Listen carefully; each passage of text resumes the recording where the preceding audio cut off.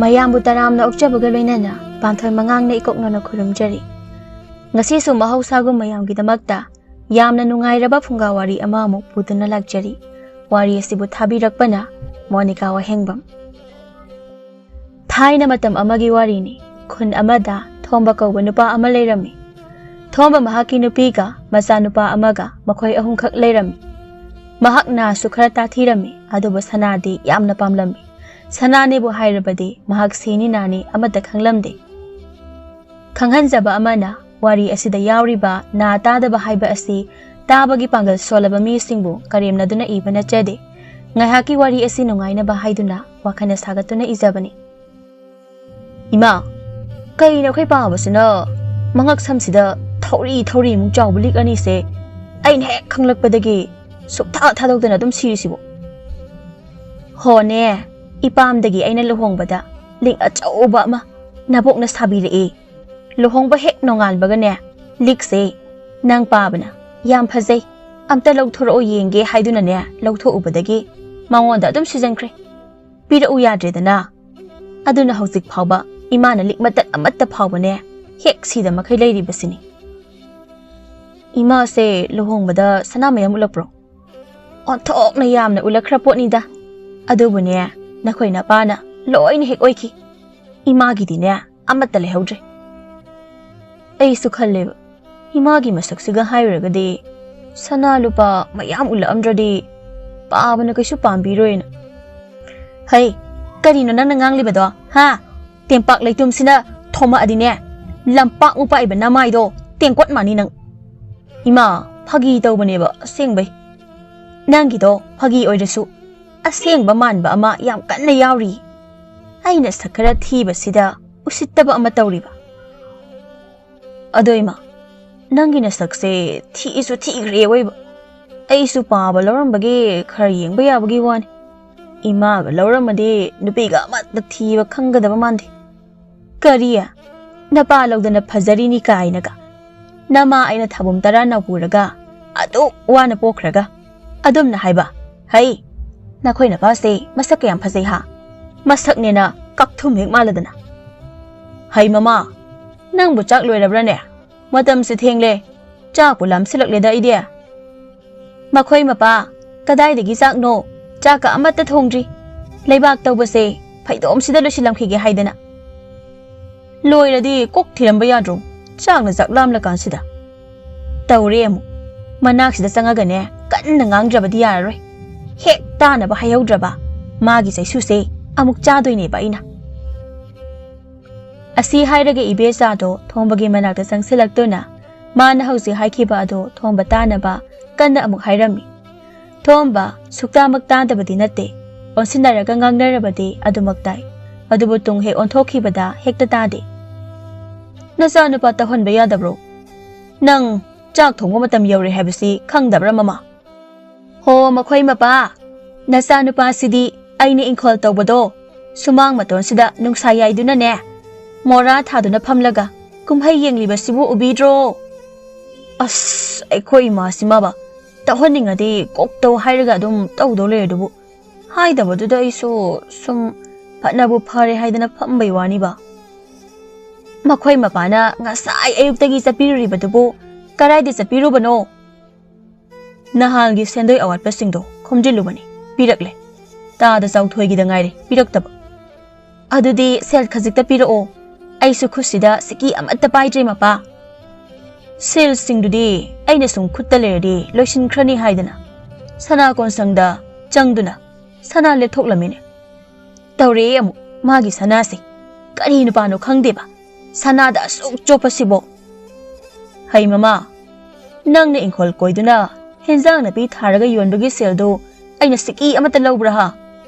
Adu maktada piyu de hek haidana. Ho chakhongi no magi thong thakli ba po singse leidana thongba ya bro leiri bane henjang yonbagi sel singduna makhoi mapagi sel makhaina sana na dum tawduna leikhraga. Baba tadini baba kain hoi adok kana lawri dubo naga se loina pangba tarine chandangi macha sina hek taw saba ma. Baba gi sana mayamduna lawuk chatpada ꯇꯣꯡꯅꯕ ꯁꯅꯥꯒꯤ ꯕꯨꯠ ꯑꯃ ꯁꯥꯔꯁꯦ ꯍꯥꯏꯒꯦ ꯇꯧꯕꯅꯤ ꯍꯩ ꯑꯄꯪꯕ ꯁꯅꯥ ꯍꯥꯏꯕꯁꯤ ꯂꯥꯏꯒꯨꯝꯕꯅꯤꯅꯦ ꯈꯣꯡꯅ ꯁꯣꯛꯄ ꯐꯕ ꯅꯠꯇꯦꯀꯣ ꯅꯪ ꯑꯃ ꯄꯪꯃꯟ ꯂꯥꯛꯃꯜꯂꯤ ꯃꯤ ꯑꯣꯏꯅꯤ ꯍꯥꯏꯕ ꯊꯥꯖꯗꯦꯀꯣ ꯅꯃꯥ ꯍꯦꯛ ꯂꯧꯔꯗꯅ ꯀꯩꯅꯣꯗ ꯃꯄꯥ ꯋꯥꯒꯤ ꯋꯥ ꯆꯨꯝꯅ ꯉꯥꯡꯕꯤꯌꯨ ꯑꯩ ꯂꯧꯗꯅ ꯄꯪꯉꯦ ꯀꯥꯏꯗꯨꯗꯤ ꯍꯥꯏꯕꯤ ꯂꯥꯛꯄꯤꯅꯨ ꯆꯨꯝꯕꯨ ꯆꯨꯝꯗ꯭ꯔꯣ ꯑꯩꯅ ꯍꯥꯏꯔꯤꯕꯁꯦ ꯍꯥ ꯄꯪꯃꯟꯗꯅꯅꯦ ꯁꯅꯥ ꯃꯇꯠ ꯑꯃ ꯐꯥꯎꯕ ꯁꯤꯕ ꯐꯪꯗꯅ ꯂꯩꯔꯤꯕꯗꯣ ꯑꯗꯨꯗꯤ ꯃꯈꯣꯏ ꯃꯄꯥꯅ ꯏꯄꯥꯝꯗꯒꯤ ꯍꯥꯞꯄꯤꯔꯛꯄ ꯑꯩꯒꯤ ꯂꯤꯛꯇꯨ ꯐꯥꯎꯕ ꯂꯧꯔꯒ ꯅꯪꯅ ꯑꯣꯏꯅ ꯁꯤꯗꯨꯅ ꯂꯩꯔꯤꯕ ꯅꯠꯇ꯭ꯔꯣ ꯍꯩ ꯑꯄꯪꯕꯤ ꯑꯩꯅ ꯅꯪꯒꯤ ꯂꯤꯛ ꯂꯧꯔꯤꯕꯁꯤ ꯀꯩ ꯃꯔꯝꯒꯤꯅꯣ ꯍꯥ ꯅꯁꯥꯒꯤ ꯊꯧꯔꯤ 5ꯃꯨꯛ ꯆꯥꯎꯕ ꯌꯥꯟꯕꯗ ꯉꯛꯁꯝꯒ ꯇꯠꯇꯧꯕ ꯑꯃꯁꯨ ꯁꯤꯔꯤꯃꯛꯇꯗ ꯑꯩꯒꯤꯗꯣ ꯑꯃꯨꯛ ꯄꯥꯝꯗꯅ ꯂꯧꯔꯒ ꯑꯅꯤ ꯁꯤꯔꯤꯕ ꯅꯠꯇ꯭ꯔꯣ ꯍꯩ ꯋꯥ ꯌꯥꯝꯅ ꯉꯥꯡꯀꯅꯨꯀꯣ ꯅꯪ ꯉꯛꯁꯝꯗ ꯁꯤꯕ ꯂꯤꯛꯄꯨ ꯃꯤꯅ ꯋꯥꯏꯔꯒ ꯕꯟꯗꯥꯟ ꯊꯝꯗꯣꯛꯄꯤꯔꯝꯕ ꯅꯠꯇ꯭ꯔꯣ ꯑꯗꯨꯒ ꯑꯩꯅ ꯁꯅꯥ ꯀꯣꯟꯁꯪꯗ ꯁꯅꯥ ꯂꯦꯞꯄ ꯆꯠꯄꯗ ꯈꯪꯂꯛꯇꯅ ꯑꯩꯒꯤ ꯁꯦꯜꯅ ꯍꯜꯂꯒ ꯄꯨꯔꯛꯄ ꯅꯠꯇ꯭ꯔꯣ ꯃꯗꯨꯗꯒꯤꯅꯤꯅꯦ ꯑꯩꯅ ꯅꯪꯉꯣꯟꯗ ꯁꯅꯥ ꯃꯇꯠ ꯑꯃꯠꯇ ꯁꯤꯍꯜꯂꯣꯏꯅ ꯁꯤꯍꯟꯗ꯭ꯔꯤꯕꯁꯦ ꯌꯥꯝꯅ ꯄꯪꯂꯕꯗꯤꯅꯦ ꯅꯪꯅ ꯍꯧꯖꯤꯛ ꯂꯩꯔꯤꯕ ꯐꯤꯕꯝꯗꯨꯅ ꯅꯪꯒꯤꯗꯤꯅꯦ ꯃꯇꯤꯛ ꯆꯥꯔꯕꯅꯤꯀꯣ ꯑꯩꯈꯣꯏ ꯃꯥꯁꯦ ꯀꯌꯥꯗ ꯃꯆꯤꯜ ꯊꯤꯔꯤꯕꯅꯣ ꯌꯦꯡꯉꯨꯅꯦ ꯑꯩꯉꯣꯟꯗꯅ ꯃꯥꯅ ꯄꯪꯕꯒꯤ ꯋꯥꯔꯤ ꯃꯇꯦꯛꯀꯁꯦ ꯀꯥꯟꯊꯣꯛꯑꯒ ꯂꯤꯗꯅꯒ ꯇꯧꯋꯦꯕ ꯑꯩꯅꯗꯤ ꯑꯩꯁꯦ ꯑꯄꯪꯕꯅꯤ ꯍꯥꯏꯈꯤꯗꯅꯕ ꯍꯥꯏꯗꯅ ꯋꯥꯔꯤꯁꯦ ꯏꯆꯥꯅꯨꯄꯥꯗ ꯐꯥꯎꯕ ꯇꯝꯗ꯭ꯔꯤꯅꯦꯕ ꯑꯗꯨꯒ ꯃꯥꯅꯒ ꯑꯃꯨꯛ ꯇꯝꯊꯣꯔꯛꯇꯅꯒ ꯉꯁꯤꯅꯦ ꯑꯩꯅ ꯁꯥꯎꯅꯤꯡꯉꯛꯇꯅ ꯆꯥꯛ ꯊꯣꯡꯕꯗ ꯆꯦꯡ ꯆꯪꯍꯟꯅꯤꯀꯣ ꯍꯩ ꯃꯃꯥ ꯑꯗꯋꯥꯏꯗꯅꯦ ꯅꯆꯤꯟꯗꯣ ꯑꯃꯨꯛ ꯂꯦꯡꯗꯨꯅ ꯂꯩꯔꯅꯨ ꯅꯪꯅ ꯍꯥꯏꯗꯣ ꯑꯩ ꯂꯣꯏ ꯈꯪꯉꯤ ꯆꯠꯂꯣ ꯆꯥꯛ ꯂꯥꯝꯕꯅ ꯌꯥꯗ꯭ꯔꯦ ꯍꯥꯟꯅ ꯂꯥꯝꯃꯝꯕ ꯆꯥꯡꯗꯒꯤꯅꯦ ꯇꯪꯈꯥꯏ ꯑꯃ ꯍꯦꯟꯖꯤꯜꯂꯛꯂꯦ ꯅꯪꯒ ꯑꯃꯨꯛ ꯉꯥꯡꯅꯕꯗ ꯍꯣꯏ ꯑꯩ ꯑꯗꯨꯝ ꯂꯥꯝꯁꯤꯜꯂꯛꯂꯦ ꯃꯈꯣꯏ ꯃꯄꯥꯒꯤ ꯈꯔ ꯇꯥꯊꯤꯔꯤꯕ ꯅꯥꯗꯣ ꯇꯥꯅꯅꯕ ꯀꯟꯅ ꯂꯥꯎꯕ ꯍꯣꯠꯅꯕꯗ ꯏꯕꯦꯆꯥꯁꯨ ꯆꯥꯛ ꯊꯣꯡꯕ ꯆꯪꯈ꯭ꯔꯦ ꯊꯣꯡꯕꯗꯨ ꯁꯨꯃꯥꯡꯗ ꯃꯥꯒꯤ ꯃꯈꯨꯠꯇ ꯁꯤꯔꯤꯕ ꯈꯨꯗꯣꯞ ꯃꯥꯄꯜꯗꯨ ꯌꯦꯡꯗꯨꯅ ꯐꯝꯂꯤ ꯑꯩꯒꯤ ꯈꯨꯗꯣꯞꯁꯦ ꯑꯃꯈꯛꯇ ꯉꯥꯏꯔꯤꯁꯦ 10 ꯁꯨꯒꯗꯕ ngasi aina saramliba duga tharabadi tarari surani aigi leiriba sana singsi hayeng aina sikradi kamai toba siba sibu sana gadi puraga chatpa yadaba jala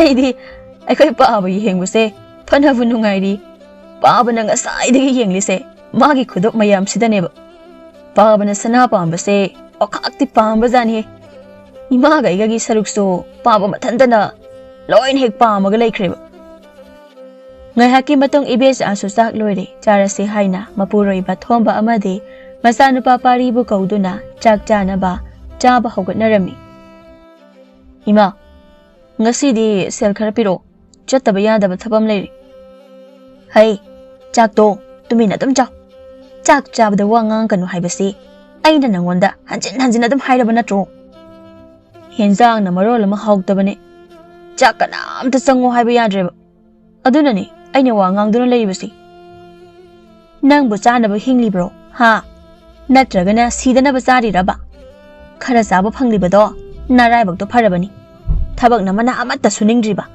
ahawbana chaba pamlidi ima nangi nasinse ngangsu ngangkhridako sungleb helektabasibu kainu khangdimi aidi khangdeko chak topaga selfie daba yar haisini selfie paidana napi amdana yabi jaisi ha napi ga sa thiningliba ha napi thininglali thabak to suwo khangabo phamduna leigano nama naba singna sunari ba singse nami to udro hoi suradabani ma ngasi gidi imana sel khajita piro ima sune selfie amatta leite si hairaga makhol do khara amuk tak thaduna Horene noi paabadagi sana chaning amani tuminna huran ba yabra yenge wangang kanuko tuminna layu nang su khangidana na ta thirasu nang paabase sana gi matangdadi singkhraba ha kari haiba hojiki do nangi sana sabiyo haiba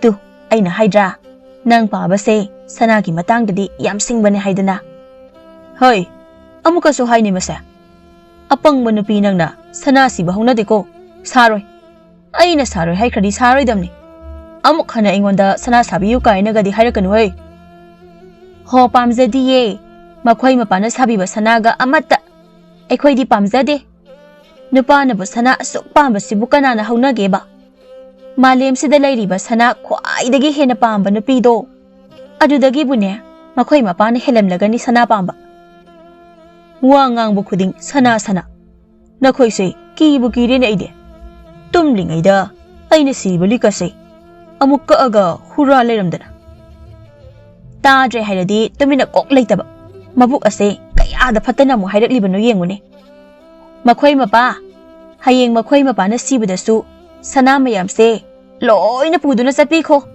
ꯀꯣ ꯆꯠꯄꯤꯈꯣ ꯑꯗꯨꯅꯤ ꯃꯃꯥ ꯑꯩꯁꯨ ꯉꯁꯥꯏꯗꯒꯤ ꯈꯜꯂꯝꯂꯤꯕꯁꯦ ꯁꯤꯕꯗ ꯁꯅꯥꯁꯦ ꯄꯨꯕ ꯌꯥꯒꯗ꯭ꯔꯥ ꯌꯥꯔꯣꯏꯗ꯭ꯔꯥ ꯍꯥꯏꯗꯅ ꯑꯁꯨꯛ ꯋꯥꯅ ꯁꯤꯀꯤ ꯆꯥꯗ ꯊꯛꯇꯅ ꯂꯦꯞꯁꯤꯟꯖꯕ ꯁꯅꯥ ꯂꯤꯛꯀꯣꯟ ꯃꯌꯥꯝꯁꯤ ꯑꯩ ꯊꯝꯃꯝꯃꯒ ꯆꯠꯄ ꯉꯝꯒꯗꯕ ꯃꯥꯟꯗꯦ ꯄꯦꯜꯂꯦꯍꯦ ꯑꯩꯗꯤ ꯑꯩꯈꯣꯏ ꯄꯥꯕꯁꯦ ꯄꯥꯔꯤꯗꯨ ꯆꯥꯛ ꯇꯣꯛꯂꯗꯨꯅ ꯍꯧꯒꯠꯇꯨꯅ ꯆꯠꯈ꯭ꯔꯦ ꯅꯨꯡꯊꯤꯜꯒꯤ ꯃꯇꯝꯅꯤ ꯏꯃꯥ ꯑꯩꯅ ꯍꯥꯏꯕ ꯁꯦꯜꯗꯣ ꯀꯗꯥꯏꯅꯣ ꯏꯇꯥꯎꯁꯤꯡ ꯂꯣꯏꯅ ꯉꯥꯏꯔꯒ ꯂꯩꯔꯝꯂꯅꯤ ꯍꯥꯏꯕ ꯉꯥꯏꯈꯣ ꯑꯝꯇ ꯅꯈꯣꯏ ꯄꯥꯕꯁꯨ ꯇꯨꯝꯂꯤ ꯑꯩ ꯃꯥꯒꯤ ꯄꯥꯛꯁꯤꯗꯣ ꯂꯣꯟ ꯑꯝꯇꯅꯦ ꯍꯥꯡꯗꯨꯅ ꯌꯦꯡꯒꯦꯀꯣ ꯍꯣꯏ ꯏꯃꯥ ꯈꯔꯗꯤ ꯊꯣꯔꯛꯑꯣꯀꯣ ꯏꯕꯦꯆꯥꯗꯨ ꯃꯥꯒꯤ ꯃꯄꯨꯔꯣꯏꯕꯅ ꯇꯨꯝꯂꯤꯉꯩꯗ ꯃꯄꯨꯔꯣꯏꯕꯒꯤ ꯁꯅꯥ ꯃꯌꯥꯝ ꯍꯥꯞꯄ ꯄꯥꯛꯁꯤ ꯑꯃ ꯊꯝꯂꯤꯕꯗꯨꯒꯤ ꯃꯅꯥꯛꯇ ꯆꯪꯉꯛꯂꯝꯃꯤ ꯑꯗꯨꯒ ꯄꯥꯛꯁꯤ ꯑꯗꯨꯒꯤ ꯁꯣ ꯊꯤꯕ ꯍꯧꯔꯝꯃꯤ ꯄꯥꯛꯁꯤ ꯁꯣꯗꯨꯅ ꯀꯥꯏꯗꯕ ꯑꯃꯨꯛ ꯊꯝꯂꯤꯕꯅꯣ ꯄꯦꯜꯂꯕꯅꯤ ꯍꯥꯏꯁꯤꯅꯤ ꯑꯩꯗꯤ ꯃꯈꯣꯏ ꯃꯄꯥ ꯃꯆꯥ ꯑꯅꯤꯒꯤ ꯃꯔꯛꯁꯤꯗꯒꯅꯦ ꯑꯃꯠꯇ ꯂꯩꯖꯅꯤꯡꯗ꯭ꯔꯦ ꯑꯃꯅ ꯁꯦꯜꯁꯇꯒꯤ ꯄꯨꯊꯣꯛꯅꯤꯡꯗꯦ ꯑꯃꯅ ꯊꯕꯛ ꯃꯅꯥ ꯑꯃꯠꯇ ꯁꯨꯅꯤ ꯍꯥꯏꯕ ꯈꯪꯗꯈꯩ ꯄꯤꯌꯨꯗꯅꯤ ꯊꯕꯛ ꯏꯪꯈꯥꯡꯗꯣ ꯈꯔ ꯁꯨꯅꯤꯡ ꯅꯣꯝꯅꯤꯡꯂꯕꯗꯤ ꯃꯄꯥꯁꯤꯅꯁꯨ 100ꯔꯛ ꯍꯥꯏꯕꯗ 2ꯔꯛ ꯐꯥꯎꯕꯗꯤ ꯄꯤꯔꯛꯄ ꯌꯥꯏꯗꯅ ꯑꯗꯨꯗꯤ ꯅꯠꯇ꯭ꯔꯕꯅꯤꯅ 1,000ꯂꯛ ꯍꯥꯏꯔꯁꯨ 1,000ꯂꯛ ꯑꯗꯨꯝ ꯄꯤꯔꯛꯇ꯭ꯔꯦ ꯉꯥꯡꯗꯨꯅ ꯏꯕꯦꯆꯥꯗꯣ ꯄꯥꯛꯁꯤ ꯁꯣꯗꯣ ꯊꯤꯔꯤ ꯀꯣꯟꯅꯊꯪꯗ ꯄꯥꯛꯁꯤꯒꯤ ꯁꯣꯗꯣ ꯎꯄꯨꯒꯤ ꯀꯥꯆꯜꯗꯨꯗ ꯌꯥꯎꯔꯝꯕꯗꯨ ꯎꯔꯤ ꯂꯩꯔꯦ ꯁꯤꯗ ꯂꯩꯔꯦ ꯍꯦꯛꯇ ꯍꯥꯡꯂꯒꯦ ꯌꯥꯗꯦꯅꯦꯍꯦ ꯑꯃꯨꯛꯀ ꯍꯥꯡꯕꯗ ꯀꯟꯅ ꯍꯦꯛꯇ ꯂꯩꯒꯦ ꯌꯥꯔꯦ ꯍꯣꯏ ꯏꯃꯥ ꯀꯩꯅꯣ ꯁꯅꯥ ꯃꯌꯥꯝꯁꯤꯗꯤ ꯁꯤꯗꯒꯤ ꯆꯅꯤꯡ 2-3ꯈꯛ ꯂꯧꯕꯕꯨ ꯀꯩꯁꯨ ꯈꯪꯂꯣꯏꯗ ꯁꯤ ꯍꯥꯏꯗꯨꯅ ꯏꯕꯦꯆꯥꯅ ꯁꯅꯥ ꯑꯄꯤꯛꯄ ꯑꯃ ꯂꯧꯊꯣꯔꯛꯂꯝꯃꯤ ꯑꯗꯨꯒ ꯑꯃꯨꯛ ꯍꯥꯟꯅꯒꯤ ꯃꯐꯝꯗ ꯊꯅꯝꯗꯨꯅ ꯏꯕꯦꯆꯥ ꯊꯣꯛꯂꯛꯂꯝꯃꯤ ꯁꯦ ꯄꯨꯔꯣ ꯏꯕꯨꯡꯉꯣ ꯁꯤꯒꯨꯝꯕ ꯊꯕꯛꯁꯦ ꯃꯇꯨꯡ ꯃꯅꯥꯎ ꯏꯃꯥꯕꯨꯅꯦ ꯑꯃꯨꯛ ꯇꯧꯍꯜꯂꯅꯨꯀꯣ ꯍꯌꯦꯡꯗꯒꯤꯅꯦ ꯍꯦꯛ ꯊꯕꯛ ꯁꯨꯕ ꯆꯠꯇ꯭ꯔꯕ ꯅꯪꯅꯦ ꯆꯥꯛꯀ ꯑꯃꯠꯇ ꯍꯥꯞꯄꯣꯏꯗꯕꯅꯤ ꯈꯪꯉꯨ ꯍꯣꯏꯕ ꯏꯃꯥ ꯆꯠꯀꯗꯣꯏꯅꯤ ꯁꯣꯏꯗꯅ ꯑꯗꯨꯒꯅꯦ ꯅꯪꯅ ꯄꯨꯔꯤꯕ ꯁꯅꯥꯗꯣ ꯁ꯭ꯋꯥꯏꯗ ꯂꯩꯔꯤꯕ ꯀꯣꯟꯁꯪꯁꯤꯡꯗ ꯆꯪꯗꯨꯅ ꯀꯥꯏꯒꯅꯨꯀꯣ ꯅꯄꯥꯅ ꯑꯃꯨꯛ ꯈꯪꯂꯛꯀꯅꯤ ꯑꯇꯣꯞꯄ ꯈꯨꯜꯗ ꯄꯨꯗꯨꯅ ꯀꯥꯏꯔꯨꯆꯣ ꯄꯥꯔꯤꯁꯨ ꯍꯣꯏ ꯍꯥꯏꯗꯨꯅ ꯊꯣꯛꯈ꯭ꯔꯦ ꯅꯨꯃꯤꯗꯥꯡꯒꯤ ꯃꯇꯝꯅꯤ ꯆꯥꯛ ꯉꯥꯏꯕ ꯑꯣꯏꯅ ꯊꯣꯡꯕꯗꯣ ꯃꯥꯒꯤ ꯀꯥꯗ ꯄꯥꯛꯁꯤꯗꯣ ꯍꯥꯡꯗꯨꯅ ꯃꯥꯒꯤ ꯁꯅꯥꯁꯤꯡꯗꯣ ꯄꯨꯊꯣꯛꯇꯨꯅ ꯌꯦꯡꯂꯤ ꯍꯩꯁ ꯀꯩꯅꯣ ꯑꯩꯅ ꯁꯤꯗ ꯁꯅꯥ ꯑꯃ ꯊꯝꯃꯝꯕꯅꯤ ꯑꯗꯨꯒ ꯅꯥꯃꯈꯛꯇ ꯑꯣꯏꯅ ꯌꯥꯎꯔꯝꯂꯤꯕꯁꯤꯅ ꯃꯃꯥꯡꯒꯤ ꯃꯧ ꯑꯃꯅ ꯕꯟꯗꯥꯟ ꯊꯝꯃꯝꯕꯅꯤ ꯑꯩꯅ ꯃꯗꯣ ꯀꯩꯁꯨ ꯍꯟꯕ ꯉꯝꯂꯔꯣꯏ ꯈꯪꯗꯅ ꯂꯧꯍꯧꯔꯤꯕꯅꯤ ꯑꯩꯒꯤ ꯈꯨꯗꯣꯞ ꯑꯃ ꯁꯥꯗꯣꯛꯀꯦ ꯍꯥꯏꯗꯅ ꯑꯗꯨꯒ ꯅꯥꯃꯇ ꯉꯥꯏꯔꯝꯂꯤꯕꯁꯤꯅ ꯀꯔꯝ ꯇꯧꯔꯤꯕ ꯍꯩ ꯃꯃꯥ ꯇꯥꯕ꯭ꯔꯥ ꯃꯃꯥ ꯀꯩꯅꯣ ꯃꯄꯥ ꯑꯗꯨ ꯀꯟꯅ ꯂꯥꯛꯇꯅ ꯀꯧꯔꯤꯕꯗꯨꯕꯣ ꯃꯤꯅ ꯈꯨꯝꯕꯁꯨ ꯁꯨꯛꯇꯥꯗꯤ ꯇꯥꯗꯅ ꯃꯤꯅ ꯑꯃꯨꯛ ꯀꯧꯔꯦ ꯍꯥꯏꯕ ꯇꯥꯔꯗꯤ ꯁꯠ ꯆꯦꯜꯂꯛꯄ ꯌꯥꯗꯕ꯭ꯔꯥ ꯃꯃꯥ ꯅꯪ ꯆꯥꯛ ꯊꯣꯡꯂꯤꯌꯦ ꯈꯨꯠ ꯊꯥꯗꯣꯛꯄ ꯌꯥꯗꯗꯅ ꯇꯧꯔꯤꯕꯅꯤ ꯃꯈꯣꯏ ꯃꯄꯥ ꯀꯔꯤꯅꯣ ꯀꯩꯗꯧꯔꯒꯦ ꯑꯩꯕꯨ ꯀꯧꯔꯤꯕꯕꯣ ꯀꯔꯤ ꯑꯩ ꯌꯥꯎꯗ꯭ꯔꯤꯉꯩꯗ ꯆꯥꯛ ꯆꯥꯊꯣꯛꯎꯔꯤꯅꯤ ꯍꯥꯏꯕ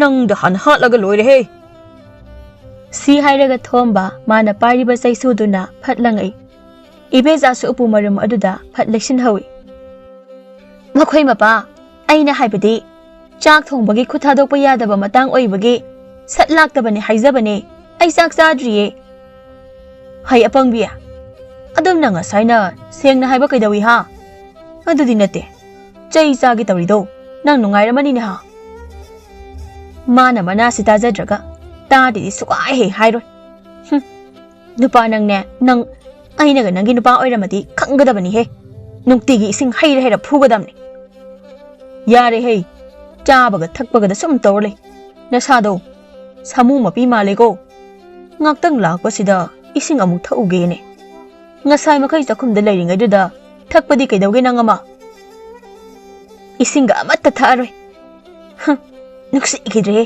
ngang thora ini kainaga aibu samu mapi male kainaga ho aibu kaubi babu kai habi doino Ibesa sunga saina mapurai bana kaura iba kuka wadu da pakhat labani aduga mana mapurai ba thombagi manak ta sanglakpada paksi ado thombana yengduna leiramba aduda hena pakhatle adubu ma pakhat pa adu phajin duna lanjada ba saraga leiribani aina nahan mamangi maudagi sana ama banda lahobani adu hauji aina yengbada na amakhak ngairami mama sana do yam thuna puthoro mapa Kaidagi sanano aidi khangde ko hinjang do loina karamba tare amta yeng lukhige ai yaroi ngasidi imung sida aigi sanado puthorok tri phawba kanamta sakchaba yaroi hairi basini ko nang suka sidagi satpa yaroi si hairaga thombana makhoi anina leiba ka ado thonglo sin khirami oh ibesa nang ngasidi loiredana matu mazadagi Sana na hina nusiba nupa sidagi sana huraluri neba lori dong asidi nang nasindo pangleng da liang ni bado nang ai bu si tibra ha ai khang de heba mapa nasa nupa laklaga hango phai nasa nupa do lakishan nakhoi ani ngasidi nangani da na ina ngai hagi matong pari so halaklami papa na manggol da phamduna mana sanglakpada yenglakliba mityeng do ubada pari pakhat pa phawrami Kaidarage paba nasabu amukta ubidri badawna asuk mana yengbiri basibo harau ga hangli nongai ni di khangdri nama nasa agi ka da sangla ula ima koi gino khoi paba na ibani magi ka da changlo hairamaga changkhri basibo masada hango ai khangde chango hairi kansida sasat natradi ne ai khoi ni amuk magi sai su sei Tagadawri bani. Adu budi ngasidi isada sarani. Change sarani. Changdragana kharayamna sarani. Pari amadi ibesa thombagi kada sanglaklami. Makhoi ani hek changlakpaga thombana thongdulon sinkhirami. Kaino baba thongolon sindana amuk tawrishina. Nakhoi namana sa anigi marakta. Sana lauthoi isi kanana no hairo. Ekhoi masa oidaba yam ngangbani. Aina hurali kaina amo haijila jalane lauthokpadi mana lauthoga baba ai di khangdiye ekhoi ma da hango na mana lauthoi haiba aduga ngasai makai khangde haiba nang da hatlage si haiduna thombana ibesa bu phuthaba hawraklami pari busu una mangonda hairakte haiduna phuraklami nakhoi ani kemta kana bana te haibasini chaba tingnaba aigi manchang sana mayamse Loishinaba leibaga chap mane hayengdi nakhoi ani yonthoga adudagi phanglakpa selduna sanagi phurit ama saduna litlagane leithoke kari kanadana sanaga lon huran sadana manase seran turan taraga kaya da thina phuri bano bai khoibo ayo ima pabana seran turan tari bawado asengbani bo ayo nokpa yadre pabagi khupa sobasina thabada sinba sesu tatkraba male asamna matam khara haukhre pari su itha thajadana nupi thiraklami haujikti pari su nupi thirabanina hanagum leiba yaraktre mahak mamada thabak suba chatlagi haina hairaklami ima maningi ta chawna chaliba yum sabagi thabak do aisu yaurage Haujikti aisu nupi thirabanina asumna sum sel thoktuna leithokpa chumlaroi maramo eda isa nupi thibadagi thabak subaga chatlagi haire eda hanadi nangbu thabak amatta chatnaba ngangnabadane singase kongol he kanabani as ekhoi magi haunabi se amu hauri haunabi natene isana asumna sel taningba poklakpaduni imana ngairi base Karigi isana megi da thabak suba chatluni aikhoina leiriba ingkholse pari ama chawri banina sida yum sangoi se khaktani khakhriba atopa lem hauri balam sida imai chana matam gi mana masing thaduna sel tan gadabani ne nang pa ba se ꯐꯅ ꯂꯤꯛꯆꯔꯁꯨ ꯃꯅꯥ ꯃꯁꯤꯡ ꯊꯥꯕꯒꯤ ꯁꯦꯜꯗꯨꯅꯦ ꯅꯣꯡꯃꯇ ꯂꯧꯒꯦ ꯍꯥꯏꯗꯕꯅꯤ ꯃꯥꯒꯤ ꯍꯥꯏꯕꯕꯨ ꯁꯦꯟꯗꯣꯏꯁꯤꯃꯠꯇꯗꯤ ꯀꯣꯟꯗꯨꯅ ꯑꯗꯨꯝ ꯍꯦꯛ ꯂꯩꯈ꯭ꯔꯕ ꯐꯔꯦ ꯏꯃꯥ ꯑꯗꯨꯗꯤ ꯍꯣꯔꯦꯟꯗꯒꯤ ꯍꯦꯛꯇ ꯇꯧꯕ ꯍꯧꯔꯁꯤ ꯑꯗꯨꯒ ꯊꯥꯅꯕ ꯇꯧꯔꯁꯤ ꯑꯁꯨꯝꯅ ꯃꯃꯥ ꯃꯆꯥ ꯑꯅꯤꯗꯣ ꯏꯪꯈꯣꯜ ꯀꯣꯏꯗꯨꯅ ꯃꯅꯥ ꯃꯁꯤꯡ ꯊꯥꯕ ꯍꯧꯈ꯭ꯔꯦ ꯁꯣꯝꯗ ꯊꯣꯝꯕꯗꯤ ꯍꯥꯟꯅꯒꯨꯝ ꯁꯨꯃꯥꯡꯗ ꯃꯣꯔꯥ ꯑꯃꯗ ꯐꯝꯗꯨꯅ ꯃꯥꯒꯤ ꯁꯤꯔꯤꯕ ꯁꯅꯥꯁꯤꯡꯗꯣ ꯌꯦꯡꯂꯤ ꯑꯩꯗꯤ ꯄꯥꯕꯁꯦ ꯌꯥꯝ ꯅꯣꯛꯅꯤꯡꯉꯦ ꯀꯃꯥꯏ ꯇꯧꯅꯤ ꯃꯈꯣꯏꯁꯤꯗ ꯁꯤꯔꯤꯕ ꯈꯨꯗꯣꯞ ꯃꯌꯥꯝꯁꯤ ꯌꯦꯡꯉꯒ ꯃꯃꯣꯟꯒ ꯅꯣꯛꯇꯅꯒ ꯂꯩ ꯍꯥꯏꯕ ꯁꯤꯔꯦꯗ ꯑꯩ ꯃꯥꯅ ꯁꯤꯔꯤꯕ ꯈꯨꯗꯣꯞꯁꯤꯕꯨ ꯀꯌꯥꯅꯣ ꯑꯃ ꯑꯅꯤ ꯑꯍꯨꯝ ꯍꯩꯃꯥ 12ꯅꯤ ꯈꯨꯠꯁꯥ 10ꯁꯤꯗ ꯃꯥꯅ ꯁꯤꯔꯤꯁꯦ ꯑꯅꯤ ꯑꯅꯤꯒ ꯂꯣꯜꯂꯒ ꯁꯤꯕ ꯌꯥꯎꯋꯦ ꯍꯥꯏꯕ 이bun거 말이 하이 ꯅꯪꯒꯤ ꯅꯨꯄꯤꯁꯤꯕꯨ ꯀꯣꯛꯀꯤ ꯕꯦꯔꯥꯒ ꯂꯩꯕ꯭ꯔꯣ ꯀꯥꯏꯗꯒꯤ ꯀꯣꯛ ꯕꯦꯔꯥꯅꯣ ꯏꯃꯥ ꯃꯤ ꯀꯩꯁꯨ ꯇꯧꯗꯕꯁꯤꯕꯨ ꯑꯩꯈꯣꯏ ꯏꯃꯥꯁꯤꯃꯕ ꯁꯦꯔꯥꯟ ꯇꯨꯔꯥꯟꯗ ꯍꯦꯛ ꯉꯥꯡꯉ ꯂꯩꯔꯗꯅ ꯍꯥꯍꯥ ꯏꯆꯥꯗꯤ ꯅꯪꯒꯤ ꯅꯨꯄꯤꯁꯦ ꯀꯣꯛ ꯕꯦꯔꯥ ꯂꯩꯕ꯭ꯔꯥ ꯍꯥꯏꯗꯅ ꯏꯃꯥꯅ ꯍꯪꯕꯁꯤꯗ ꯁꯥꯎꯅꯤꯡꯂꯤꯕꯅꯤꯅꯦ ꯍꯥ ꯁꯥꯎꯅꯤꯡꯗ꯭ꯔꯗꯤ ꯀꯩꯅꯣ ꯃꯤ ꯑꯁꯨꯛ ꯋꯥꯅ ꯊꯦꯝ ꯅꯧꯗꯅ ꯌꯨꯝꯁꯤꯗ ꯄꯨꯔꯛꯂꯤꯁꯤꯗ ꯀꯣꯛ ꯕꯦꯔꯥ ꯂꯩꯕꯕꯨ ꯑꯩꯅ ꯈꯪꯒꯗ꯭ꯔꯣ ꯑꯗꯨꯒ ꯀꯩꯒꯤꯅꯣꯕ ꯃꯥꯅ ꯁꯨꯃꯥꯡꯁꯤꯗ ꯃꯊꯟꯇ ꯂꯦꯞꯇꯨꯅ ꯅꯣꯛꯑꯒ ꯂꯩꯔꯤꯕꯁꯤꯕꯣ ꯑꯍꯥ ꯀꯗꯥꯏꯅꯣ ꯑꯁꯤꯗꯤ ꯑꯩꯈꯣꯏ ꯄꯥꯕꯗ ꯌꯦꯡꯉꯒ ꯅꯣꯛꯄ ꯑꯣꯏꯔꯝꯅꯤ ꯏꯃꯥ ꯅꯪ ꯄꯥꯕꯒꯤ ꯃꯃꯥꯏ ꯂꯥꯏ ꯍꯤꯡꯆꯥꯕ ꯃꯥꯟꯕ ꯃꯁꯛꯁꯤꯗ ꯌꯦꯡꯉꯒ ꯀꯩ ꯅꯣꯛꯅꯤꯡꯕꯕꯨ ꯌꯥꯎꯒꯦꯅꯦ ꯑꯩꯅ ꯑꯁꯨꯛ ꯀꯨꯏꯅ ꯎꯔꯛꯂꯤꯕꯁꯦ ꯃꯥꯒꯤ ꯃꯁꯛꯁꯤ ꯎꯕꯗ ꯅꯣꯡꯃꯇ ꯅꯣꯛꯀꯦ ꯍꯥꯏꯕꯁꯦ ꯍꯦꯛ ꯌꯥꯗꯦ ꯏꯃꯥꯕꯨꯗꯤ ꯅꯣꯛꯅꯤꯡꯉꯝꯃꯣꯏ ꯑꯩꯈꯣꯏ ꯄꯥꯕꯒꯤ ꯃꯑꯣꯡꯁꯤꯗ ꯀꯅꯥꯅꯕꯨ ꯅꯣꯛꯅꯤꯡꯉꯣꯏꯗꯣꯏꯅꯣ ꯁꯅꯥ ꯃꯌꯥꯝꯁꯤ ꯌꯦꯡꯉꯒ ꯉꯁꯥꯏꯗꯒꯤ ꯁꯨꯃꯥꯡꯗ ꯅꯐꯣꯏ ꯇꯧꯗꯨꯅ ꯐꯝꯂꯤꯕꯁꯦ ꯅꯪꯁꯨ ꯊꯕꯛ ꯁꯨꯗꯕ ꯃꯈꯩ ꯅꯄꯥ ꯌꯦꯡꯗꯨꯅ ꯂꯩꯔꯤꯕ꯭ꯔꯣ ꯍꯥ ꯅꯪꯒꯤ ꯅꯨꯄꯤꯁꯤ ꯌꯦꯡꯕꯗ ꯅꯪ ꯄꯥꯕꯁꯨ ꯎꯕ ꯑꯣꯏꯔꯝꯅꯤ ꯈꯔ ꯌꯦꯡꯗ꯭ꯔꯗꯤ ꯀꯩꯅꯣ ꯏꯃꯥ ꯍꯧꯖꯤꯛ ꯌꯦꯡꯅꯕꯒꯤꯅꯦ ꯃꯇꯝ ꯅꯠꯇꯦꯀꯣ ꯅꯨꯄꯤꯁꯤꯃꯁꯨ ꯅꯪꯅꯕꯨ ꯏꯪꯈꯣꯜꯗ ꯍꯦꯛ ꯊꯕꯛ ꯁꯨꯔꯕ ꯁꯨꯃꯥꯡꯗ ꯑꯗꯨꯝ ꯂꯦꯞꯇꯨꯅ ꯂꯩꯌꯦꯕ ꯍꯩꯃꯧ ꯃꯇꯝꯁꯤ ꯊꯦꯡꯉꯦ ꯁꯨꯃꯥꯡꯗ ꯂꯦꯞꯄꯗꯣ ꯀꯣꯜꯂꯣꯅꯦ ꯅꯪꯕꯣ ꯆꯥꯛ ꯇꯨꯝ ꯊꯣꯡꯗꯣꯛꯎꯔꯣ ꯈꯪꯗꯦ ꯑꯩ ꯆꯥꯛ ꯂꯣꯏꯔꯕ꯭ꯔꯕꯣ ꯑꯩꯉꯣꯟꯗ ꯍꯪꯂꯛꯏꯕꯗꯨꯕꯣ ꯉꯥꯎꯔꯕ꯭ꯔꯣ ꯍꯥ ꯆꯥꯛꯇꯤꯅꯦ ꯃꯧꯅ ꯊꯣꯡꯕ ꯃꯁꯥꯗ ꯍꯪꯉꯨ ꯌꯦꯠꯈ꯭ꯔ ꯄꯣꯠꯅꯤ ꯃꯤꯅ ꯉꯥꯏꯍꯥꯛꯇ ꯃꯣꯟꯗꯥ ꯅꯨꯡꯉꯥꯏꯅ ꯐꯝꯕꯁꯤꯗ ꯊꯣ ꯑꯁꯤꯅ ꯍꯦꯛ ꯐꯔꯦ ꯑꯩꯈꯣꯏ ꯄꯥꯕꯅ ꯈꯨꯝꯂꯩꯁꯤꯅ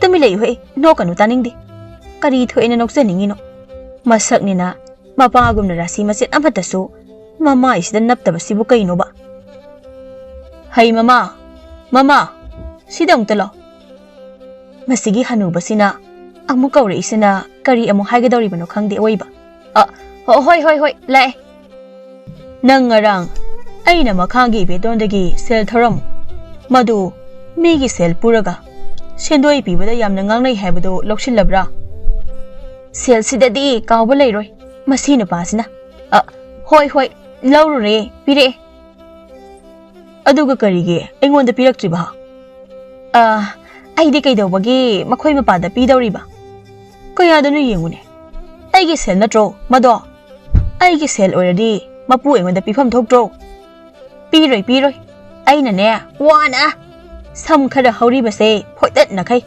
ꯀꯣꯛꯀꯁꯦ ꯆꯤꯛꯈꯩ ꯈꯠꯅꯔꯒꯅꯦ ꯑꯁꯨꯛ ꯋꯥꯅ ꯃꯨꯜꯂꯛꯄꯁꯤꯕꯨ ꯅꯪꯉꯣꯟꯗ ꯑꯃꯨꯛ ꯄꯤꯈꯤꯗ꯭ꯔꯣ ꯄꯥꯔꯤꯒꯤ ꯅꯨꯄꯤꯗꯣ ꯃꯃꯥꯅ ꯆꯥꯛ ꯊꯣꯡꯂꯨꯔꯣ ꯍꯥꯏꯕꯗꯣ ꯍꯧꯖꯤꯛ ꯐꯥꯎꯕ ꯆꯪꯂꯝꯗ꯭ꯔꯤ ꯃꯥꯅ ꯈ꯭ꯋꯥꯏꯗꯒꯤ ꯇꯥꯕ ꯅꯨꯡꯉꯥꯏꯖꯕꯁꯤ ꯃꯃꯥꯒ ꯃꯄꯥꯒꯅ ꯀꯥꯔꯟ ꯉꯥꯡꯅꯕꯁꯤꯅꯤ ꯃꯍꯥꯛ ꯍꯧꯖꯤꯛꯁꯨ ꯃꯃꯥꯒ ꯃꯄꯥꯒꯅ ꯉꯥꯡꯅꯕꯗꯨ ꯇꯥꯔꯒ ꯀꯟꯅ ꯅꯣꯛꯂꯤ ꯍꯩ ꯀꯅꯥꯅꯣ ꯅꯥꯀꯜꯁꯤꯗ ꯍꯤꯡꯆꯥꯕꯤꯗꯧꯅ ꯑꯃꯨꯛ ꯅꯣꯛꯂꯛꯏꯁꯤꯅ ꯂꯦꯝꯕꯤꯗ ꯅꯣꯛꯂꯝꯕꯗꯨ ꯆꯞ ꯂꯦꯞꯄꯤ ꯅꯪ ꯑꯃ ꯅꯣꯛꯇꯅꯗ ꯍꯦꯛ ꯂꯩꯔꯗꯅ ꯆꯥꯛ ꯊꯣꯡꯉꯨꯔꯣ ꯍꯥꯏꯔꯁꯨ ꯇꯥꯗꯦꯃꯤ ꯃꯁꯤꯕꯣ ꯊꯣꯡꯂꯨꯔꯒꯦ 이마가 빠바가 와리 사바도 따바 얌 누가이바 아드다 아묵 다 토가 레이라바 누피야 까른 뚜른 강드는 레르노 아이 사나 싱젤람라보니고 삐럭다보 야로이 샷샷 삐로 쑥삐 핵 삐로 핸닥띠 마코이 마바나 이부 푸라바수네 푸바기 사이나도 ngaihak khangdoani aduga seldune 쑥삐 삐로이 삐드라바디 능 아이기 리세이도 khangidana adum 짜자바 따바 짜자라게 사이도 ꯑꯗꯨꯝ ꯆꯥꯔꯒꯦ ꯑꯗꯨꯒ ꯁꯦꯜꯗꯤꯅꯦ ꯁꯨꯛꯄꯤ ꯄꯤꯔꯣꯏ ꯊꯣꯝꯕꯒ ꯏꯕꯦꯆꯥꯒꯗꯣ ꯈꯠꯅꯔꯝꯃꯤ ꯃꯆꯥꯒ ꯃꯃꯧꯒꯅ ꯈꯝꯂꯝꯃꯤ ꯄꯥꯕ ꯌꯥꯔꯤ ꯀꯩꯗꯧꯔꯒꯦ ꯑꯗꯨꯝ ꯍꯦꯛ ꯈꯠꯅꯔꯒ ꯂꯩꯕꯁꯤꯕꯨ ꯀꯩꯅꯣ ꯈꯪꯗꯦ ꯍꯩ ꯅꯪꯅ ꯑꯩꯕꯨ ꯁꯦꯜ ꯌꯥꯝꯅ ꯂꯤꯛꯏ ꯀꯥꯏꯅꯒꯁꯨ ꯍꯥꯏꯖꯕ ꯁꯥꯏꯅꯦ ꯍꯥ ꯅꯪꯅ ꯁꯤ ꯌꯧꯕ ꯐꯥꯎꯕ ꯆꯥꯎꯅꯕ ꯌꯣꯛꯂꯛꯂꯤꯕꯁꯤ ꯑꯩꯅꯅꯦ ꯍꯥꯏꯕꯁꯤ ꯅꯪ ꯈꯪꯉꯨꯅꯦ ꯍꯩꯃ ꯑꯩꯈꯣꯏ ꯄꯥꯕꯁꯤꯗꯤ ꯌꯥꯏꯍꯦ ꯑꯁ ꯄꯥꯕ ꯑꯗꯨ ꯍꯥꯏꯕ ꯅꯠꯇꯦꯃꯤ ꯑꯩꯅ ꯊꯥꯛꯄ ꯅꯠꯇ꯭ꯔꯕꯗꯤ ꯅꯈꯣꯏꯅ ꯃꯥ ꯁꯣꯅꯣ ꯆꯨꯕꯤꯁꯤꯅ ꯅꯪ ꯊꯛꯏ ꯈꯟꯖꯔꯤꯕ꯭ꯔꯣ ꯍꯥ ꯃꯄꯥ ꯅꯪꯅ ꯊꯛꯏ ꯀꯥꯏꯗꯤ ꯍꯥꯏꯅꯨ ꯏꯆꯥꯁꯦ ꯑꯩꯅ ꯋꯥꯅ ꯃꯅꯥ ꯃꯁꯤꯡ ꯊꯥꯔꯒ ꯌꯣꯟꯗꯨꯅ ꯊꯥꯛꯂꯛꯂꯤꯕꯅꯤ ꯃꯅꯥ ꯃꯁꯤꯡ ꯄꯤꯖꯗꯨꯅ ꯊꯥꯛꯂꯤꯕꯅꯤ ꯍꯥꯏꯕ ꯑꯗꯨꯗꯅꯤꯅꯦ ꯑꯩꯅ ꯅꯪꯁꯦ ꯑꯄꯪꯕꯤ ꯍꯥꯏꯗꯣ ꯅꯆꯥꯁꯤꯕꯨ ꯁꯜꯂꯣ ꯍꯥ ꯃꯅꯥ ꯃꯁꯤꯡ ꯆꯥꯔꯒ ꯏꯔꯣꯏꯃꯨꯛ ꯆꯥꯎꯔꯤꯁꯤꯕꯨ ꯆꯥꯎꯈꯤꯗ꯭ꯔꯣ ꯆꯥꯛ ꯄꯤꯖꯗꯨꯅ ꯊꯥꯛꯂꯤꯕ ꯅꯠꯇ꯭ꯔꯣ ꯍꯥ ꯑꯩꯒꯤ ꯅꯨꯄꯥꯁꯤꯕꯨ ꯏꯔꯣꯏ ꯃꯥꯜꯂꯤ ꯄꯥꯕꯅ ꯍꯥꯏꯕ ꯆꯨꯝꯃꯤ ꯃꯥꯟꯕꯨꯗꯤ ꯈꯔ ꯃꯥꯜꯂꯤ ꯑꯩꯅ ꯅꯨꯡꯁꯤꯕꯒꯤ ꯃꯥꯟꯗꯦ ꯈꯟꯕꯩ ꯋꯥꯅꯤ ꯑꯩꯕꯨꯅ ꯁꯥꯃꯨ ꯃꯄꯤ ꯃꯥꯜꯂꯦ ꯍꯦꯛ ꯃꯍꯥꯏꯕꯤꯕ ꯑꯗꯨꯒ ꯏꯆꯥ ꯅꯨꯄꯥꯕꯨꯅ ꯏꯔꯣꯏ ꯃꯥꯜꯂꯦ ꯍꯥꯏꯕ ꯌꯥꯝ ꯐꯖꯔꯦ ꯃꯈꯣꯏ ꯃꯄꯥꯗꯤ ꯍꯧꯗꯣꯡ ꯑꯅꯥꯕ ꯍꯦꯛ ꯃꯥꯜꯂꯦ ꯀꯩꯅꯣ ꯃꯧꯅꯤꯅ ꯁꯤꯁꯨ ꯃꯅꯦꯝꯕꯣꯛꯇꯧꯅ ꯁꯣꯅꯣ ꯆꯨꯕ꯭ꯔꯥ ꯀꯩꯅꯣꯝ ꯇꯧꯏꯅꯦ ꯑꯁꯨꯛ ꯀꯟꯅ ꯈꯠꯅꯔꯤꯉꯩꯁꯤꯗ ꯀꯥꯏꯗꯒꯤ ꯆꯥꯛꯅꯣ ꯍꯥ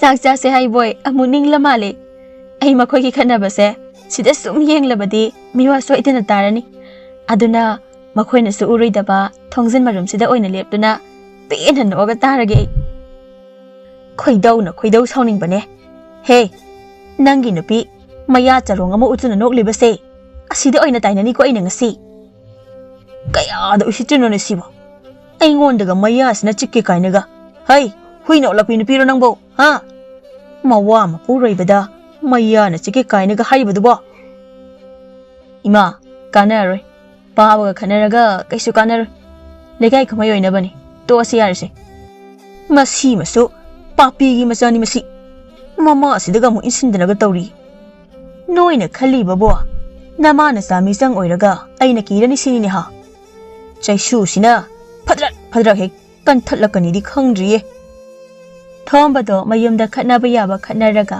ꯃꯥꯒꯤ ꯁꯦꯟꯗꯣꯏ ꯄꯤꯒꯗꯕ ꯋꯥꯠꯄꯁꯤꯡꯗꯣ ꯑꯃꯨꯛ ꯈꯣꯝꯕ ꯂꯥꯛꯂꯝꯃꯤ ꯊꯣꯝꯕꯅ ꯂꯝꯕꯤꯗ ꯆꯠꯄꯗꯨ ꯎꯕꯗ ꯂꯩꯀꯥꯏꯒꯤ ꯃꯧ ꯅꯍꯥ ꯈꯔꯅ ꯃꯥꯃꯥ ꯀꯗꯥꯏꯗ ꯆꯠꯄꯤꯔꯨꯕꯅꯣ ꯆꯥꯔꯦ ꯏꯃꯧ ꯅꯨꯄꯤꯅ ꯊꯣꯡꯉꯦ ꯑꯃꯅ ꯑꯃꯨꯛ ꯑꯩꯃ ꯀꯔꯤ ꯃꯊꯦꯜ ꯆꯥꯔꯒꯦ ꯃꯥꯃꯥ ꯍꯦꯟꯖꯥꯡꯕꯨꯗꯤ ꯀꯔꯤꯕꯨ ꯑꯣꯏꯔꯨꯅꯤ ꯃꯇꯝꯒꯤ ꯍꯦꯟꯖꯥꯡ ꯍꯪꯒꯥꯝꯁꯤ ꯃꯉꯥꯏꯗꯅ ꯃꯥꯃ ꯊꯣꯡꯕꯅ ꯁꯤꯔꯤꯕ ꯁꯅꯥ ꯃꯌꯥꯝꯁꯦ ꯑꯃꯨꯛꯇ ꯌꯦꯡꯉꯨ ꯃꯉꯛꯁꯝꯁꯤꯗꯁꯨ ꯂꯤꯛꯁꯦ ꯑꯅꯤꯅꯦ ꯍꯥꯏꯕ ꯁꯤꯔꯤꯁꯦ ꯑꯩꯈꯣꯏꯅ ꯃꯁꯤꯗꯩꯁꯤꯗ ꯃꯆꯥ ꯑꯃꯠꯇ ꯐꯥꯎꯕ ꯁꯤꯒꯦ ꯍꯥꯏꯕ ꯐꯪꯖꯕ ꯅꯠꯇꯦꯕ ꯃꯔꯥꯏꯕꯛ ꯑꯣꯟꯊꯣꯛꯅꯁꯨ ꯐꯈ꯭ꯔꯦꯗꯀꯣ ꯃꯈꯣꯏꯒꯤ ꯃꯆꯥ ꯃꯃꯧ ꯑꯣꯏꯔꯤꯕꯁꯤꯡꯗꯣ ꯑꯗꯨꯅꯦ ꯍꯥꯏꯁꯦ ꯑꯩꯈꯣꯏꯒꯤ ꯂꯥꯏꯕꯛꯇꯗꯤꯅꯦ ꯑꯁꯤꯒꯨꯝꯕꯁꯦ ꯇꯝꯕꯤꯔꯝꯗ꯭ꯔꯕꯅꯤ ꯃꯥꯃꯁꯦ ꯑꯍꯜ ꯑꯣꯏꯔꯒ ꯁꯨꯝ ꯐꯖꯊꯣꯛꯑꯦꯀꯣ ꯀꯔꯤ ꯍꯥꯏꯔꯤꯕꯅꯣ ꯈꯪꯗꯦꯅꯦ ꯃꯆꯤꯜꯁꯤꯗ ꯄꯪꯂꯦꯡꯗ ꯂꯦꯡꯉꯤ ꯑꯍꯜꯁꯦ ꯅꯥ ꯈꯔ ꯈꯖꯤꯛ ꯇꯥꯊꯤꯔꯦ ꯍꯥꯏꯕ ꯈꯪꯂꯕꯗꯤ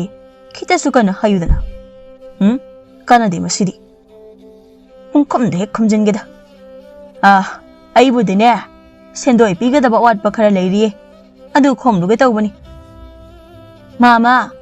ꯃꯥꯃꯗꯤ ꯁꯦꯜ ꯌꯥꯝꯅ ꯄꯥꯏꯕꯅꯤꯅ ꯅꯃꯧꯁꯤꯡꯒꯤ ꯀ꯭ꯋꯥ ꯃꯇꯞ ꯑꯃꯃꯝꯇ ꯂꯩꯕꯤꯔꯝꯃꯨꯗꯅ ꯍꯧꯖꯤꯛꯀꯥꯟꯒꯤ ꯑꯉꯥꯡꯁꯤꯡꯁꯤ ꯀꯌꯥꯗ ꯆꯣꯡꯂꯝ ꯆꯥꯗ꯭ꯔꯤꯕꯅꯣꯅꯦ ꯃꯄꯥꯒꯨꯝꯕ ꯑꯩꯉꯣꯟꯗꯕꯨ ꯀ꯭ꯋꯥ ꯃꯇꯞ ꯑꯃꯠꯇ ꯂꯥꯟꯁꯤꯜꯂꯒꯦ ꯀꯥꯏꯅꯒ ꯅꯈꯣꯏ ꯑꯗꯨꯝ ꯆꯥꯔꯣꯀꯣ ꯅꯪ ꯃꯥꯃꯗꯤ ꯑꯗꯨꯒꯨꯝꯕꯗꯣ ꯆꯥꯗꯦ ꯍꯩꯃꯥ ꯑꯩꯈꯣꯏꯒꯤ ꯂꯩꯕꯤꯌꯨ ꯍꯥꯏꯔꯒ ꯃꯥ ꯆꯥꯎ ꯍꯥꯏꯅ ꯑꯃꯨꯛ ꯇꯥꯔ ꯃꯥꯜꯂꯤꯅꯦ ꯍꯣ ꯃꯥꯃꯥ ꯑꯩꯈꯣꯏꯅ ꯍꯥꯏꯕꯗꯤꯅꯦ ꯑꯩꯈꯣꯏꯒꯤ ꯂꯩꯕꯤꯔꯝꯃꯣ ꯍꯥꯏꯕꯅꯦ ꯁꯦꯜꯒ ꯌꯥꯎꯗꯦꯍꯦ ꯀꯗꯥꯏꯗꯒꯤ ꯁꯦꯜꯅ ꯂꯩꯗꯣꯏꯅꯣ ꯌꯨꯝꯗꯒꯤ ꯈꯣꯏꯗꯧꯅ ꯃꯔꯣꯜ ꯑꯃ ꯁꯥꯎꯅꯤꯡꯂꯒ ꯊꯣꯛꯂꯛꯄꯅꯦ ꯉꯁꯤꯅꯦ ꯑꯩꯅ ꯆꯠꯀꯗꯧꯔꯤꯕ ꯌꯨꯝꯁꯤꯡꯁꯦ ꯁꯦꯜꯒ ꯑꯃꯠꯇ ꯄꯤꯔꯛꯀꯗꯕ ꯃꯥꯟꯗꯦꯗ ꯌꯨꯝꯗ ꯑꯣꯏꯅ ꯍꯟꯖꯤꯟꯈ꯭ꯔꯒꯦ ꯑꯩ ꯑꯌꯥ ꯃꯥꯃꯁꯦ ꯄꯨꯔꯥ ꯃꯇꯥ ꯑꯃꯅꯤꯅꯦ ꯀꯩ ꯈꯨꯂꯤꯛꯅꯣ ꯁꯤꯕꯣ ꯑꯁꯨꯛ ꯌꯥꯝꯅ ꯂꯤꯛꯄꯁꯤꯅ ꯑꯣꯏꯔꯝꯅꯤꯌꯦ ꯃꯥꯅ ꯁꯤꯔꯤꯕ ꯁꯅꯥ ꯂꯨꯄꯥ ꯃꯌꯥꯝꯁꯦ ꯊꯣꯝꯕꯗ ꯌꯨꯝꯗ ꯁꯥꯎꯅ ꯑꯃꯨꯛ ꯍꯜꯂꯛꯂꯦ ꯀꯩꯗꯧꯔꯦ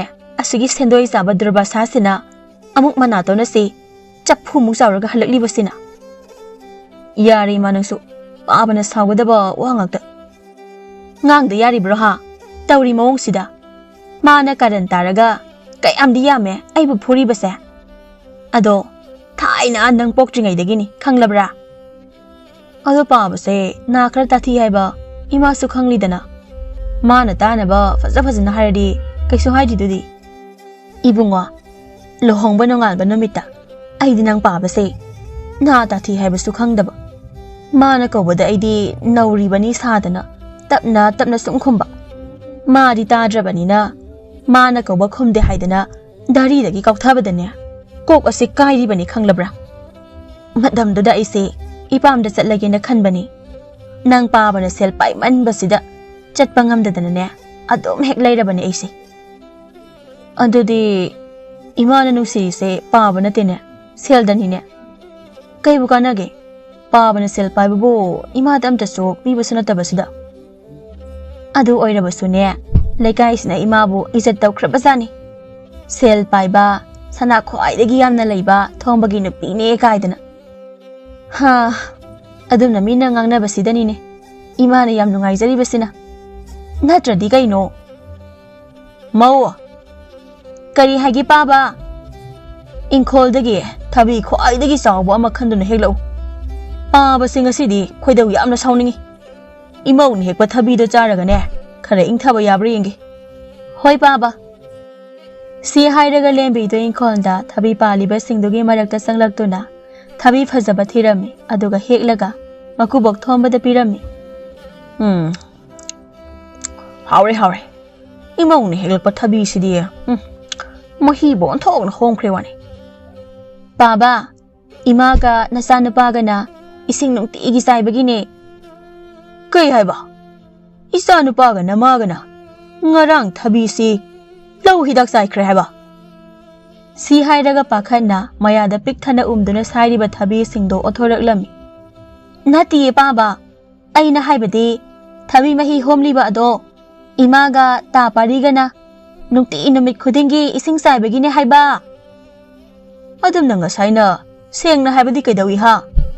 Nakhoisna ne Shiranga turanga de hek tawraga leiradana. Namit kharanigi matungda thombado ikhang khangaudana masado naraklami. Ibunga nang paabasibu ngarangdagi masangamde haidana. Ngasaidagi hawataduna leirine. Paababo kari oina ngamdribano ima. Khangdebo kari oina ngamdribano. Sanaga tahoraba zatlo. Aikhoina kalakpenkini haidana haidoktabu oi zatlo. Aikoi paabadagi tahawba ngamba sanadudi ima laigumna latpabu yanida. Adu natradi kaigi oibazano. Adu okuina aikoi anina leiminarakpase ngaihak masangamde haina hairabasu sendoi lawbu matam hek yauraaba ngamdaba loina faragane phok hekta hawgalaga chakhidoini. Ado ngasidi hawgatreba. Lembido manemgi wadu tabada nakalda onthoktuna nokli. Nokanu he nang masune matang matam isa hek chadana hek khajinbu. Lembi mamagi wadu tabada onthoktuna amung nokpa khangli. Adudi ima paabagi manakta amta changlusi aduga karamna ngamdabano haibado hanglasi. Asumna pari amadi ibeza lembi makhoi ahumdo thongbagi manakta changlaklami. Makhoi mapa ngasidi sendoi khomba chapi roidro. Kahidagi selno ha mama nang chai chagira asuk kana isa ngamde haidana leiriba aingonda sel piu kaina chalo ada nasak singdo yengning dego kaya da nungsidriba no yengune masigi hanubase mase ho haksang do ngamdrabadi sana amada tawraga haifeta layengnaba amaiba amata ka holusidana hek tawbuga sana ayo Nakhoi aigi sana singsi yamna pamladine noi aina sirabasu sana makai loina puduna chakhini amattaga thamamoi phare sine he sibadabu sana pukhini lairei bakta sana jarong siraga laininguge haira khangde. Lembia nang su paabagi lukumda lairi upusina ne hek namjilakani ko. Ai shikhiroi ne noiba Nakoina upuso. Sana lahong na bachang laiba mayam do. Ay kalakini ko. Pili hedi. Paba na marolama ngang na bayada bani. Ho paba.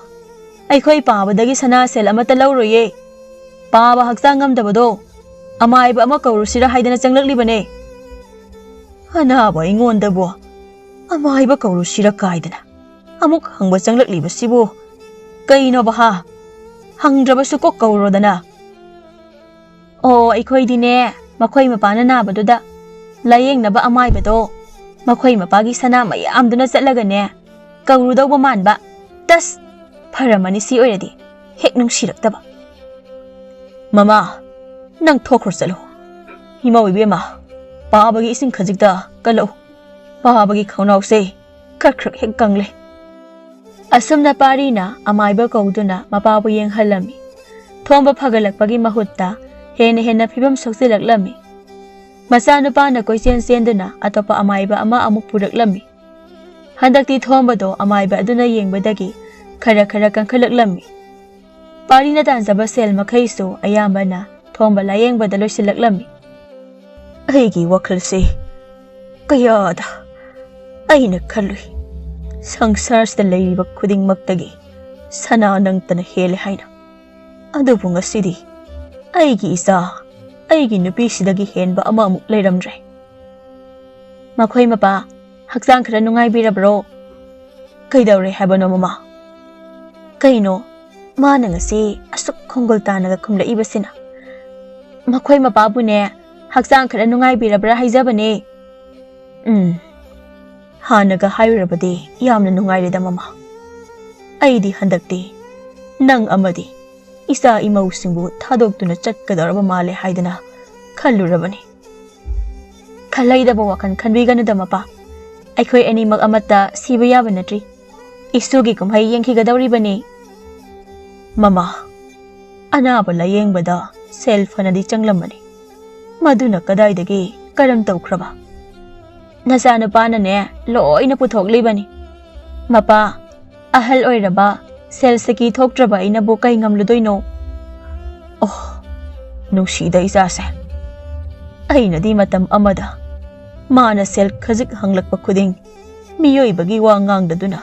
Thina haibiba. Aduga ngasina. Mana mapa aigi thawai bu kanbiraba. Adumna nungaitabado kanbigano mapa. Asigidamaktane aikhoina mahakpu saunaba yolaklibase. Isadagi henba leitabani ko mapa. Leite. Isadagi henba leitre. Ima, aidi. Nang dine, sono amuk choyne. Madu matawdraba. Imaw na iheel amu hendawribani. Kanglabra. Mamagi wadu tabada, lembi amuk sunoi. Tanzado da pari susanglaklami. Ipagi pari. Lao. Sida. Ipagi nak sida pamlulaw ne. Pani sumapagi manakta sanglakto na pamthare. Kay hagi pa ba? Ay na, kari sukana daba sana lupada mitado na. Isa buso, ning tina na ning tungandre. Isa na, nang papabu waraw bro. Waraw di da pa ba? Ima na pa ba dagi, sana lo na huralaga, pihiyadong. Hay, kayo nang nahaydo ha. Amura kaktani, ay na huralaga pibadi. Maduso, ay kuya ni na dro.